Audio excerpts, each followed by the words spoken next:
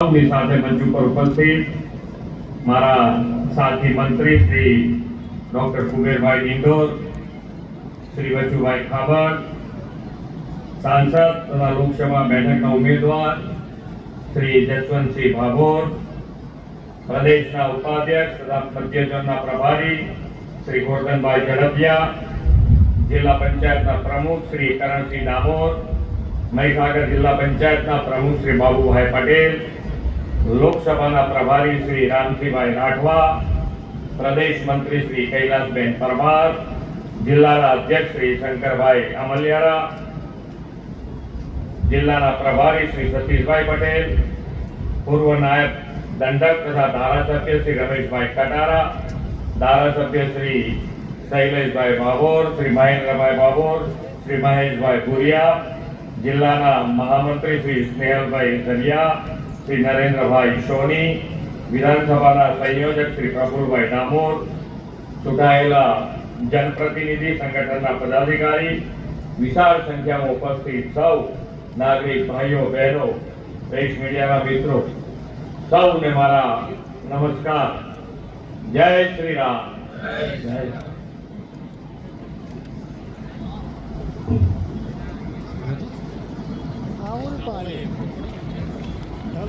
અત્યાર સુધી ઇલેક્શન તમે બધાએ જોયા છે. ઘણા બધા ઇલેક્શનો આયા, ઘણા બધા ઇલેક્શનો ગયા.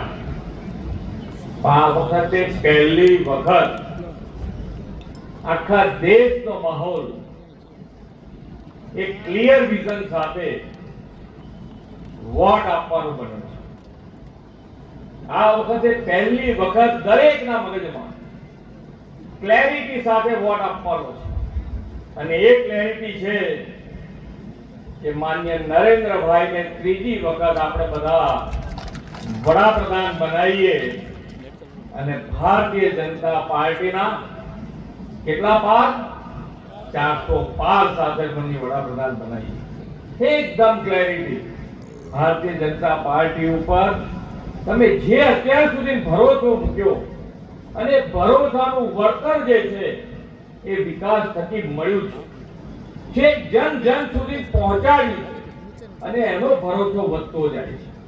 આજે પહેલા ઇલેક્શનો આપણે જોયા છે, જ્ઞાતિવાદ જાતિવાદના આધારે ઇલેક્શનો લડાઈ પૂરા થઈ જાય, ખબર ના પડે પછી કોણ જોવે કોની સામે.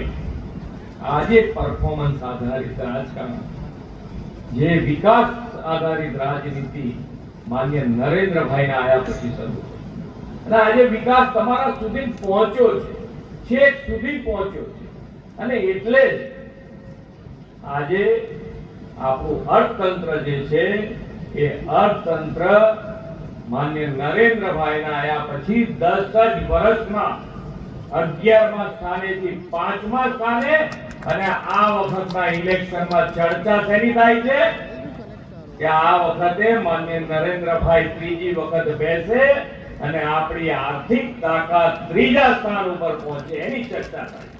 બાકી આપણા અર્થતંત્રની ચર્ચા શું થાય કે આપણા દેશનું થશે શું, આ દેશમાં સુધારો આવશે કે નહીં આવે, આપણા દેશમાં અર્થતંત્ર વધશે કે આપણું અર્થતંત્ર બેસી જશે.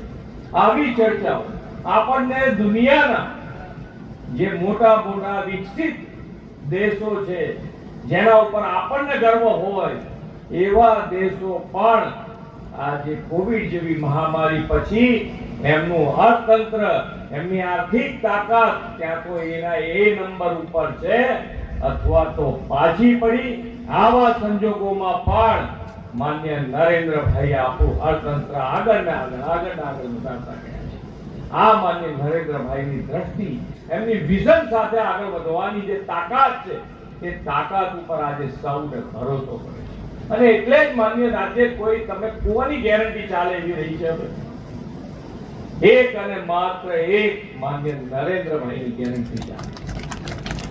આજે તમે જુઓ કે જેની પાસે ધંધો રોજગાર કરવો હોય, મકાનો લેવા હોય તો એ બધાની પાસે બધા કાગળિયા, આપણે વેપારી હોઈએ આપણી પાસે બધા કાગળ હોય, સાક્ષી માટે 2 માણસો તૈયાર હોય, એનાય કાગળ તૈયાર હોય, તોય બેંક વાળા લોનમાં તમને થકવાડી દેતા હોય.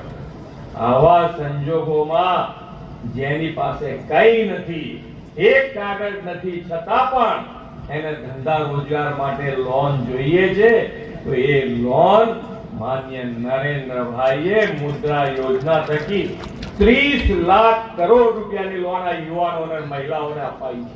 કોણ ગેરંટર? ફક્ત અને ફક્ત માન્ય નરેન્દ્રભાઈ ગેરંટર. અને આ યોજના થકી આજે કેટલા યુવાનો ધંધો રોજગાર કરીને આગળ વધી રહ્યા છે. દરેક સ્ટેજ આજે પીએમ સ્વનિધિ યોજના, નાના નાના રેકડી વાળાને પણ પીએમ સ્વનિધિ યોજનામાં પણ ગેરંટર માન્ય નરેન્દ્રભાઈ. બાકી 10,000 ભરી દો એટલે 20,000.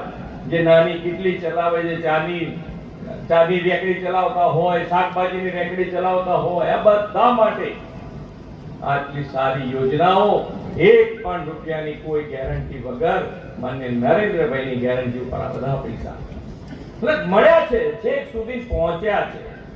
આજે વિકસિત ભારતની વાત કરીએ છીએ આપણે કે ભાઈ વિકસિત ભારત બનાવવું છે.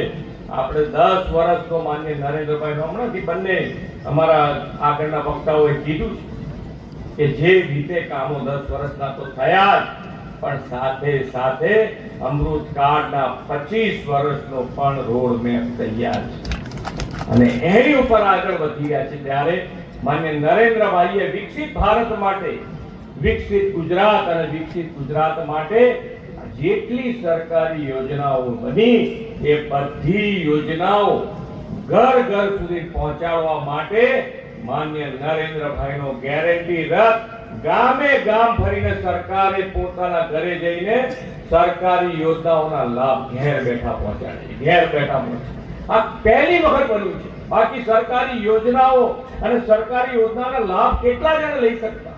બહુ જૂજ લોકો લઈ શકતા. આજે સેચ્યુરેશનનો વિચાર કોઈને આવ્યો હોય તો એ માત્ર આપણા નરેન્દ્રભાઈને આવ્યો. કેટલું વિકાસ અને વિકાસની એક વાત ઉદાહરણ. આજે અહીંયાથી હમણાં કીધું કે ભાઈ આપણા રેલવેના એનજીઓ અહીંયા ગાડી બનાવવા માટેનું કારખાનું અહીંયા દાહોદમાં લાગ્યું છે. આ એન્જિન નું ઇલેક્ટ્રિફિકેશન કરવા માટે થઈ અને 1947 થી 2014 સુધી કેટલું કામ થયું?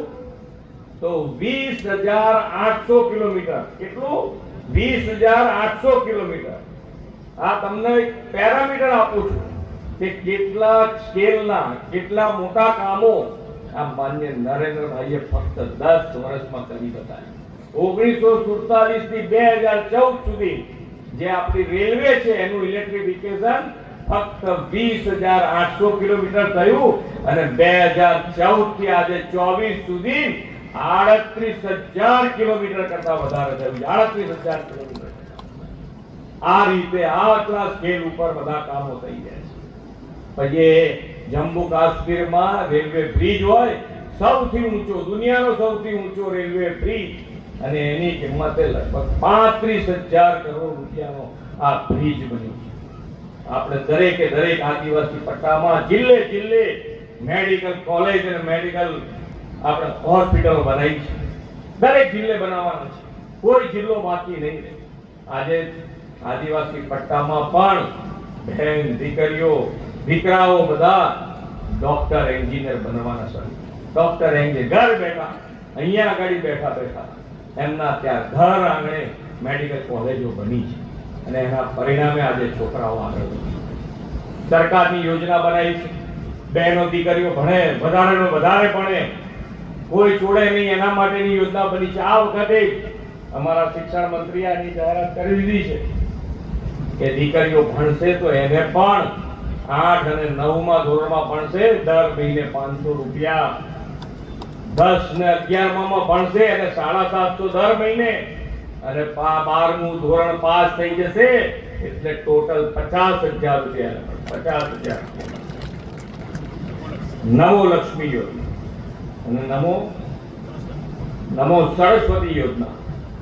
આમાં પણ સાયન્સમાં જે ભણશે એને બહેનોને બીજો લાભ પણ વધારાનો આજે આપવાનું નક્કી કરી દીધો સરકાર. એટલે દરેક જણ ભણે, દરેક જણ આગળ વધે. નાનામાં નાની યોજના માન્ય નરેન્દ્રભાઈએ જે સરકારી યોજનાઓ બનાવી છે એ બધામાં કેન્દ્ર સ્થાને નાનો માણસ રાખ્યો, છેવાડાનો માણસ રાખ્યો છે કે એ મુખ્ય પ્રવાહમાં કેવી રીતે આવે એના માટેનો હર હંમેશ પ્રયત્ન કર્યો છે. દરેક વખતે જ્યારે ઇલેક્શન આવે ત્યારે એક બેરોજગારીનો મુદ્દો તો આવે ને આવે છે. બેરોજગારીમાંથી બહાર નીકળવા માટેની કોઈ યોજના કોઈ નથી. માન્ય નરેન્દ્રભાઈ જ્યારે અહીંયા આગળ સીએમ હતા, મુખ્યમંત્રી હતા, ત્યારે 2003માં આપણે વાઇબ્રન્ટ ગુજરાત શરૂ કર્યું અને આ વાઇબ્રન્ટ ગુજરાત થકી 2003માં ગુજરાતમાં દેશ અને દુનિયાના વેપારી અહીંયા ગુજરાતમાં આવે એનું પ્લેટફોર્મ 2003માં માન્ય નરેન્દ્રભાઈએ પૂરું કર્યું. આજે 10મી કડી આપણે વાઇબ્રન્ટની પૂરી કરી. વાઇબ્રન્ટની 10મી કડી પૂરી કરી એનો લાભ શું થયો આપણને? તો આપણા ગુજરાતમાં દુનિયાની જે 500 મોટી કંપનીઓ છે, દુનિયાની 500 મોટી કંપનીઓ, એ 500 મોટી કંપનીઓમાંથી 100 થી વધારે કંપનીઓ ગુજરાતમાં કામ કરી છે. અને એટલે જ આજે ગુજરાત દેશમાં સૌથી વધારે રોજગારી આપતું કોઈ રાજ્ય હોય તો એ ગુજરાત રાજ્ય બન્યું છે. આજે અહીંયાથી કહેતા હતા કે ભાઈ પહેલા આપણે દરેક જણને ચર્ચા શેની થાય તો કે ભાઈ કયું કૌભાંડ બહાર આવ્યું, કયું કૌભાંડ બહાર આવ્યું. આજે ચર્ચા શેની થાય છે તો કે ભાઈ કયા કૌભાંડી જેલમાં ગયો, કયો કૌભાંડી જેલમાં ગયો એની ચર્ચા થાય. આજે દરેક જણ જે સાચી રીતે આગળ વધવા જઈ રહ્યા છે. વેપારીઓ જુઓ, ટેક્સની આવક જુઓ.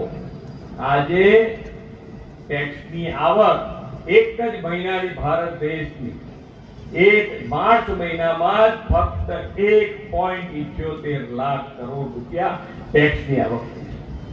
બધાને ખબર છે કે ભાઈ સાચી રીતે આગળ જઈશું તો જ આપણને ફાયદો છે. અને એનો ફાયદો શું થયો? તો આજે અહીંયાથી હમણાં કહેતા હતા કે તમારા ગામે ગામ રોડ રસ્તા આરોગ્યની સુવિધા ગામે ગામ સુધી પહોંચાડી શકે. સેવા અને સુશાસન બે સાથે જ કરવું પડે. સેવા કરવી હોય તો સુશાસન આપવું જ પડે. અને સુશાસન કેવી રીતે આપી શકાય એ માન્ય નરેન્દ્રભાઈ દેશ અને દુનિયાને બતાવ્યું. આજે માન્ય નરેન્દ્રભાઈ આપણા દેશનું ગૌરવ દુનિયામાં બતાવ્યું છે. આજે માન્ય નરેન્દ્રભાઈ એક ફોન કરે અને 2 દેશ એમના યુદ્ધ બંધ કરી દે અને આપણા વિદ્યાર્થીઓ પાછા આવે એનાથી મોટું કયું ગૌરવ? દેશ અને દુનિયામાં આપણું ગૌરવ બતાવે. ત્યારે આજે આપણે આપણા ઉમેદવાર શ્રી જે કામો અહીંયા પણ આપણે ગુજરાતમાં પણ તમારે બજેટ અને બજેટ નાણાકીય વ્યવસ્થાપનમાં ગુજરાત પણ આજે નંબર 1 પોઝિશન ઉપર છે. નંબર 1 પોઝિશન ઉપર. તો તમારા જે કામો અત્યાર સુધી થયા છે, કોઈ પણ નાળા, બ્રિજ હોય, રસ્તા હોય, હેલ્થ સેન્ટર હોય, જે કામ થયા છે અને બાકી કોઈ કામ હોય એ કામ પણ અમારી કરવાની તૈયારી છે. અને ભારતીય જનતા પાર્ટી અને નરેન્દ્રભાઈના નેતૃત્વમાં તમારું એક કામ બાકી ન રાખે. આજે વિકસિત ભારત તરફ જેને આગળ વધી રહ્યા છે ત્યારે આપણે સૌ સાથે મળી અને માન્ય નરેન્દ્રભાઈના હાથ મજબૂત કરવા માટે આપણે જસવંતભાઈ ભાભોરને સૌથી વધારે વોટથી જીતાડીને આપણે દિલ્હી મોકલીએ. એ જ અભ્યર્થના. ભારત માતા કી જય. વંદે માતરમ. જય જય ગરવી.